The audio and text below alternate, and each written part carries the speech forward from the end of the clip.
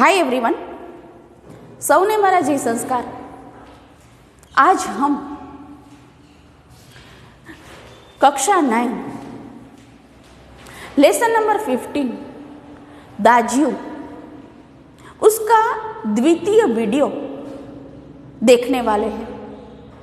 उसका पहले का वीडियो, उसमें हमने जाना कि एकाकीपन क्या होता है, अकेलापन क्या होता है, और कोई थोड़ा सा परिचित भी तभी हमसे बात करता है तो हमें कितना अच्छा लगता है।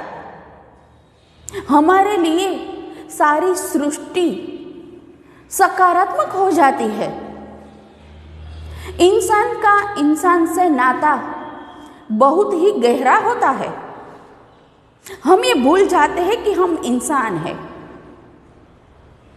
हमारे अंदर जो होने चाहिए इंसान के मूलभूत लक्षण या गुण, वो हम भूल जाते हैं कि हमें किस तरह अन्य से पेश आना है। मैं ये नहीं कहती कि हमारी घर की हमारी सीक्रेट बातें उसे बता दो, लेकिन कोई भी अनजान व्यक्ति कोई भी जगह पर आपको मिले तो उसे ऐसा नहीं लगना चाहिए कि ये बिल्कुल पराया है। इंसान से इंसान का रिश्ता, हम इंसान है वो इंसान है, यही बड़ा रिश्ता होता है और यही पर्याप्त है। कभी कभी हम बस में या ट्रेन में जाते हैं, तब हमारे साथ सफर करने वाला व्यक्ति हमें बहुत कुछ अपनापन देता है, हमें अच्छा महसूस होता है।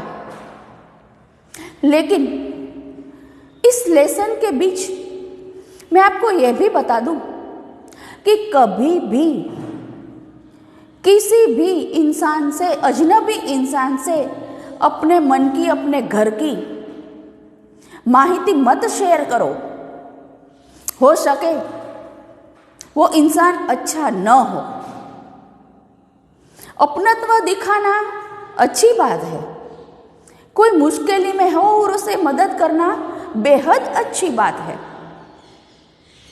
कोई बुढ़िया पुरुष या स्त्री किसी मुश्किल में हो और उसे मदद करना बहुत ही अच्छी बात है। किसी बच्चे को मदद करना अच्छी बात है, करनी चाहिए, क्योंकि हम इंसान है। इंसान का यही रिश्ता होता है। लेकिन उसमें सावधानी भी बरतनी है कि किसी के साथ, किसी अजनबी के साथ इतना मत घुल जाइए कि वो धीरे धीरे चालाकी से आपके बारे में सब कुछ जान ले। हो सके कि आगे चलकर वो हमारा गलत फायदा उठा ले और हम बातों बातों में अपने घर का पता, घर में रहने वाले सदस्य के बारे में जानकारी उसे दे दे। अपनत्व हो ये अच्छी बात है, लेकिन बस में, ट्रेन में, जो भी जाहिर जगह है वहां घर की अंगत बात भी मत किया करो। दीवारों के भी कान होते हैं। हमारे आसपास के लोग हमें सुनते हैं, इसीलिए सावधानी बरते और किसी को हमारी मदद की जरूरत हो तो अवश्य करें। यह लेसन की बात नहीं है। यहां पे तो जगदीश बाबू और मदन के हाव भाव की बात है। दोनों ही अकेले हैं, दोनों ही निकटवर्ती गांव से हैं, इसीलिए उस दोनों में थोड़ा सा मन का संबंध हो जाता है। लाया दाजियो शब्दों को उतनी ही आतुरता और लगन से दोहराता जितनी आतुरता से बहुत दिनों के बाद मिलने पर माँ अपने बेटे को चूमती है। बच्चा बड़ा होए, माँ के लिए वो बच्चा ही रहता है, छोटा ही है, ना समझ ही है। माँ को हर वक्त अपने बच्चे की फिक्र लगी रहती है। मदन की जो आतुरता, मदन की वो स्फूर्ति माँ से कुछ कम नहीं थी, ऐसा लेखक को लग रहा है। कुछ दिनों बाद जगदीश बाबू का एकाकीपन दूर हो गया। उन्होंने अब चौक, कैफे ही नहीं, सारा शहर अपने मन के रंग में रंगा हुआ सा लगने लगा। किंतु अब उन्होंने बार बार दाजियो कहना ना अच्छा नहीं लगता, और यह मदन था कि दूसरी टेबल से भी दाजियो, मदन इधर आओ, आया दाजियो। समय समय की बात है। जगदीश बाबू इस जगह से, इस शहर से, इस चौक से, रास्ते से परिचित होने लगे। कोई भी रिश्ता हो या जगह हो, उसे समय की बेहद आवश्यकता है। कोई भी छोटा सा पौधा हम यहाँ से निकालकर वहाँ रोपते हैं, अच्छे से पानी डालते हैं, फिर भी उसका जो ग्रो होता है, उसका जो विकास होता है, इसमें थोड़ा सा समय लगता है। हर एक चीज को समय दिया करो, हर एक संबंध को वक्त दिया करो। वक्त बहुत ही इंपॉर्टेंट है। कोई भी नई जगह चाहे कितनी भी अच्छी हो, हम पहली बार वहां जाते हैं तब हमें वो पराया ही दिखेगा, लेकिन धीरे धीरे वहां रहने से थोड़ी सी पहचान, थोड़ी सी मन की लागनी उसमें घुल जाती है और सारा जानीता और अपना दिखाई देता है। ऐसा ही जगदीश बाबू के साथ हुआ, सब लोगों के साथ होता है। और अब जगदीश बाबू यहाँ के मोहल्ले से अच्छे से वाकिफ होने लगे। फिर भी मदन उसे दाजियो यानी बड़ा भाई ही कहता है। अब तो ऐसा अपनत्व आ गया है दोनों के रिश्ते में कि वो दूसरी टेबल से भी उसे दाजियो कहकर ही पुकारता है। वैसे जनरली किसी भी होटल या रेस्टोरेंट और कैफे में ऐसा नहीं होता है। दाजियो शब्द की आवृत्ति पर जगदीश बाबू के मध्यम वर्गीय संस्कार जाग उठे। अपनत्व की पतली डोरी अहम की तेज धार के आगे न टिक सकी। बहुत ही कम शब्दों में लेखक श्री शेखर जोशी जी ने बहुत समझा दिया कि अपनत्व की डोरी है वो पतली अवश्य है, लेकिन मजबूत है। धागा दिखाई दे रहा है, लेकिन वो जंजीर से भी ज्यादा बलवान है।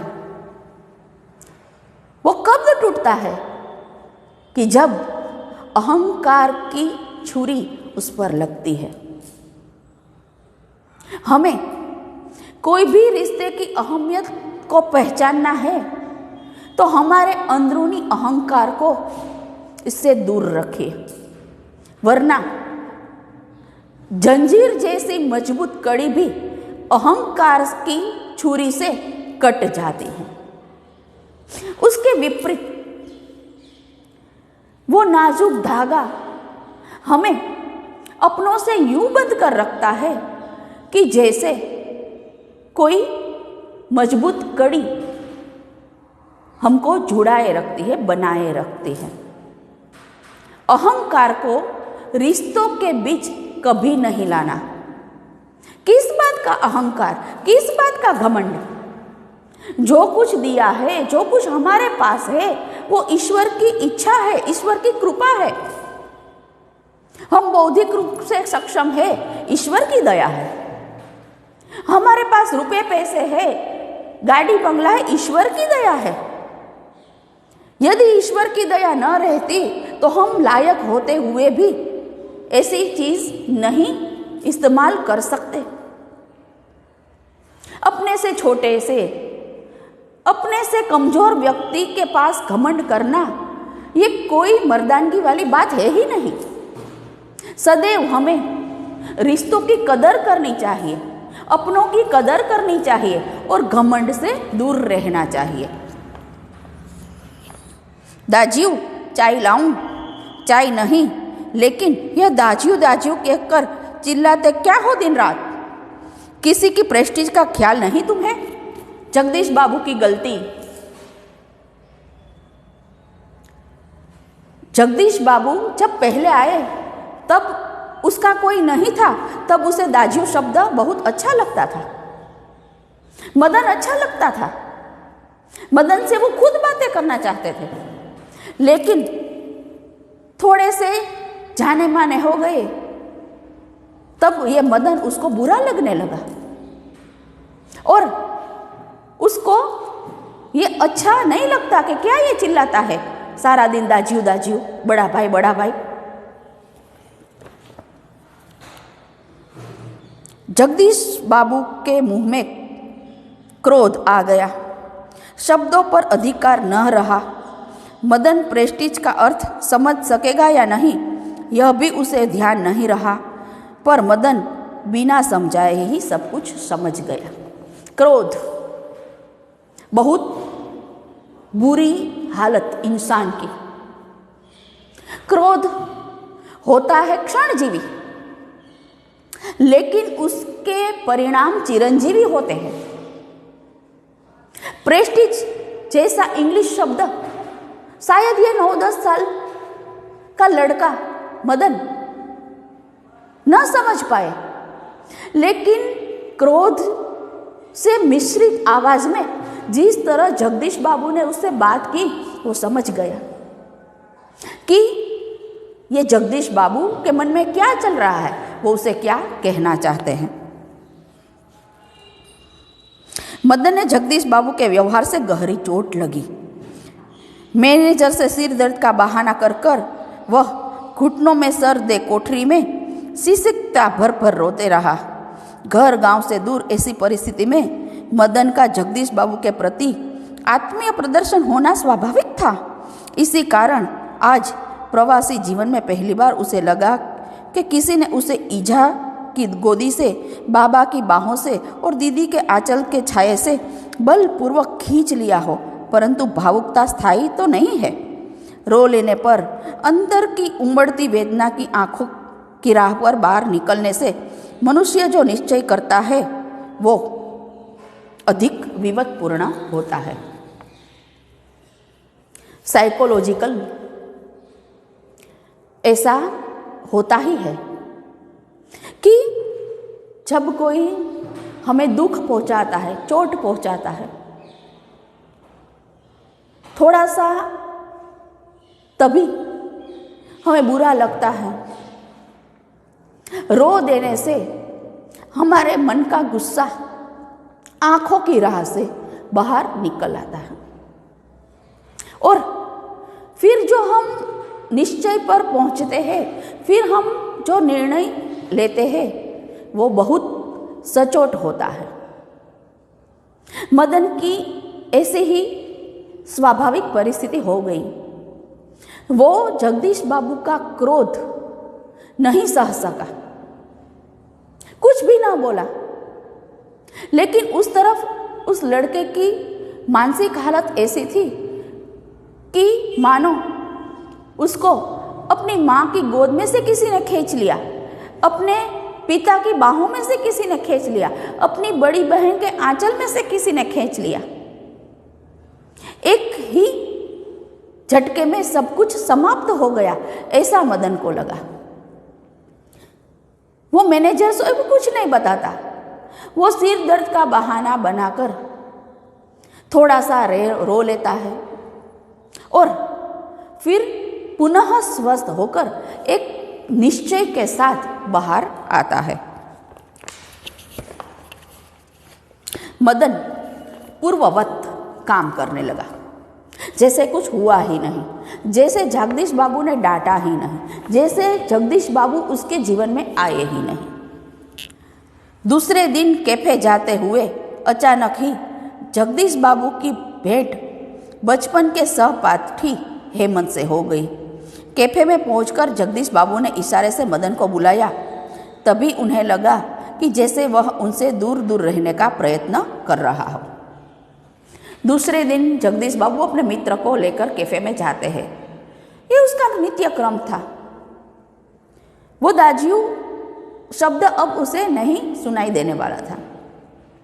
जगदीश बाबू को इस बात का पता नहीं था, लेकिन उसने ये महसूस किया, नोटिस किया कि मदन उससे दूर दूर रहने लगा है। दूसरी बार बुलाने पर ही मदन आया। मदन के बारे में हम आगे पढ़ चुके कि बहुत स्फूर्तिला लड़का था। किसी को उसको दूसरी बार बुलाने की जरूरत ही नहीं पड़ती। अपने काम से काम रखने वाला, अपने काम में प्रामाणिकता दिखाने वाला यह लड़का है। लेकिन अंदरूनी चोट से वो जगदीश बाबू जब दूसरी बार बुलाते हैं तब उसके नजदीक आता है। आज उनके मुंह पर वह मुस्कान न थी और क्या लाऊं दाजियू वो भी न कहा। स्वयं जगदीश बाबू को ही कहना पड़ा, 2 चाय 2 ऑमलेट, परंतु तब भी लाया दाजियू कहने की उपेक्षा से विपरीत लाया साहब कहकर वह चल गया, मानो दोनों अपरिचित हो। जगदीश बाबू की एक गलती से अपनत्व की डोर टूट गई। वैसा ही था सब, वही कैफे, वही टेबल, वही समय, लेकिन अंदर की जो लागनी थी, अंदर की जो भावना थी वो मर चुकी थी। जगदीश बाबू को सामने से बोलना पड़ा, ऑर्डर देना पड़ा और दाजियू शब्द सदंतर गुप्त हो गया, समाप्त हो गया। और लाया साहब एक नया विशेषण मदन ने जगदीश बाबू के लिए लिया। शायद पहाड़िया है, हेमंत ने अनुमान लगाकर पूछा। हाँ, रूखा सा उत्तर दे दिया जगदीश बाबू ने और वार्तालाप का विषय ही बदल दिया। अपनी गलती का एहसास हो गया जगदीश बाबू को। हेमंत ने पूछा कि ये पहाड़ का लड़का है, फिर भी वो उसकी बारे में कुछ बातें नहीं करना चाहते और उसने बातों का रुख मोड़ दिया। मदन चाय लेकर आया। क्या नाम है तुम्हारा लड़के? हेमंत ने अहसान चढ़ाने की गरज से पूछा। कुछ क्षणों के लिए टेबल पर गंभीर मौन छा गया। जगदीश बाबू आंखें चाय की प्याली पर ही झुकी रह गई। बदन की आंखों के सामने विगत स्मृतियां घूमने लगी। जगदीश बाबू का एक दिन ऐसे ही नाम पूछना, फिर दाजियू अपने तो कल थोड़ा ही खाया और एक दिन किसी की प्रेस्टीज का ख्याल नहीं रहता तुम्हें। जगदीश बाबू ने आंखें उठाकर मदन की ओर देखा। उन्हें लगा जैसे आज भी ज्वालामुखी सा फूट पड़ेगा। हेमंत ने आग्रह से स्वर में दोहराया, क्या नाम है तुम्हारा? बॉय कहते साहब मुझे। संक्षिप्त का सा उत्तर देकर वह मुड़ गया। आवेश में उनका चेहरा लाल होकर और भी अधिक सुंदर हो गया।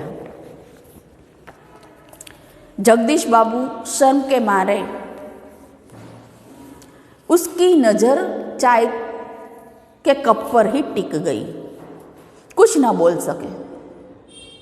जगदीश बाबू तो पहले से आते हैं, हेमंत तो आज पहली बार आया। हेमंत ने भी वो सवाल दोहराया कि क्या नाम है तुम्हारा? तब मदन को लगा कि सब लोग जगदीश बाबू की तरह ही होते हैं। उस मानस पटल पर पुरानी स्मृतियाँ आ गई। पहले नाम पूछना, फिर दाजियों का संबोधन करना और जगदीश बाबू का गुस्सा होना। तीनों बार अच्छी शुरुआत खराब अंत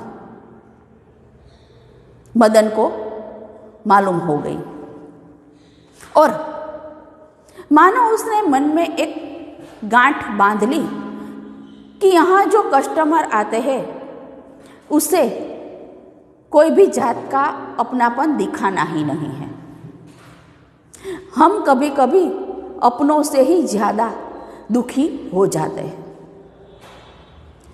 मदन बोला कि मुझे बॉय कहते हैं, आप भी मुझे बॉय कहकर बुलाना, मैं आ जाऊंगा। और तभी उसका चेहरा अपने स्वमान रखने के लिए बहुत ही लाल और गर्वित हो गया। हमें अपने स्वमान के प्रति जागरूक रहना है। कोई भी हमारा अपमान कर ले, बिना वजह हमें अपमानजनक परिस्थिति में डाल दे और फिर अच्छे से बुलाए, उसकी पाछड़ कोई ठोस कारण या सबूत न दिखाई दे, तो हमें अपने स्वमान के खातिर इस रिश्ते को नकार देना चाहिए। हमें केवल खुद स्वयं अपने स्वमान की रक्षा करनी है। स्वमान के भोग पर कुछ भी नहीं करना है। आशा रखती हूँ ये लेसन आपको अच्छे से मालूम हो गया होगा, समझ में आ गया होगा। उसके जो शब्दार्थ है वो भी आपको अच्छे से मालूम हो गए होंगे। तो ये लेसन पूर्ण करते हुए मैं इस वीडियो को यहाँ पे स्टॉप कर देती हूँ। हम लोग नए लेसन के साथ नए वीडियो में मिलेंगे। तब तक सबको मेरे जय द्वारकाधीश।